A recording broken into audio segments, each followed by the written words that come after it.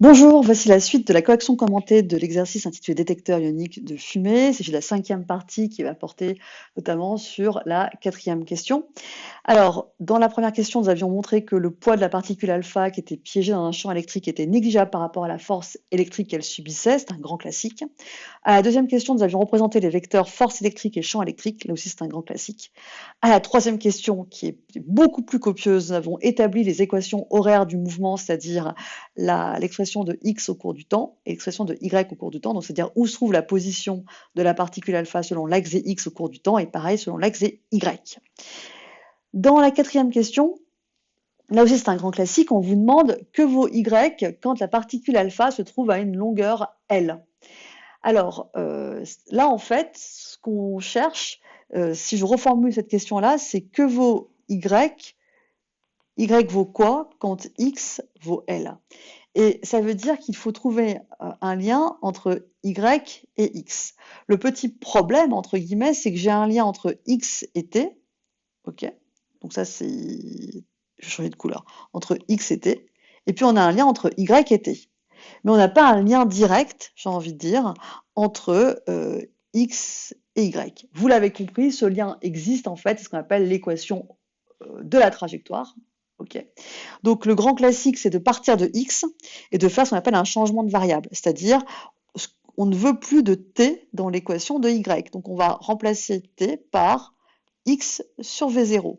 Ainsi, l'expression de y devient y égale E fois U sur la masse de la particule alpha fois D fois T au carré fois X sur V0 au carré.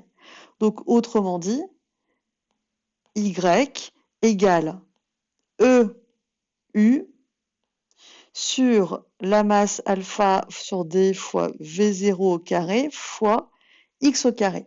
Et là, vous l'avez compris, cette fois Y, dans son expression, dans ce cas à droite du signe égal, ce que je vous entoure ici, c'est une constante, c'est un rapport de constante, donc c'est une constante. Autrement dit, y ne dépend que d'une variable qui est x.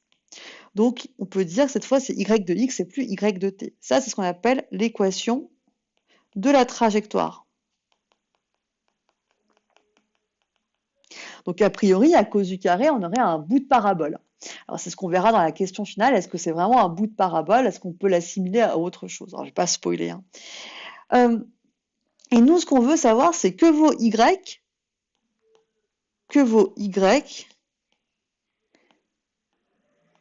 quand x égale la largeur, la longueur du... enfin, je crois que c'est petit l d'ailleurs sur le schéma, je crois, je ne sais plus, petit l, pardon. Petit l qui vaut 4 cm, d'accord? Quand x vaut 4 cm. Et bah, pas de souci, il suffit de remplacer x par L. Donc E, U sur la masse de la particule alpha fois la distance entre les plaques fois V0 au carré fois L au carré. Donc si on écrit l'application numérique, ça nous fait la charge 1,6 fois 10 puissance moins 19 fois 6 volts de mémoire. Ouh là là, la masse de la particule alpha, c'est tout petit, 6,64 10 puissance.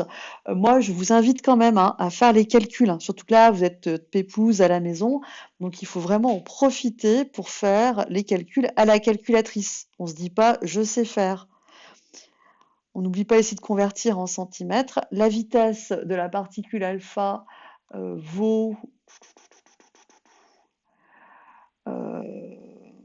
5 10 puissance 6, c'est ça?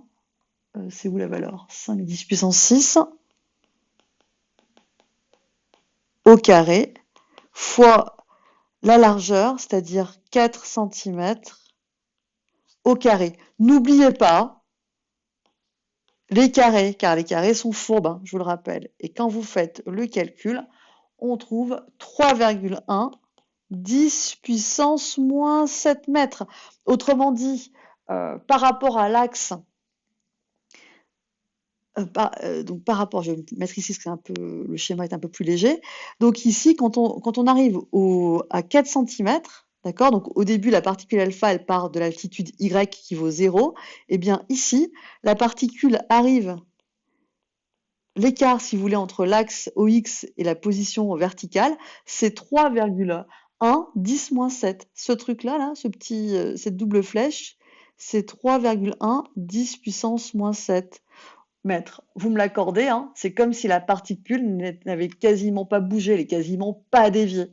Alors oui, c'est un bout de parabole si on avait un système très très long, des armatures très très longues, mais ici, sur une toute petite distance de 4 cm, on peut dire que le mouvement, comme la particule pratiquement pas été déviée par rapport à l'axe OX, donc sur cette courte distance, on peut considérer le mouvement comme rectiligne. Voilà la suite de la correction dans une autre vidéo. À bientôt.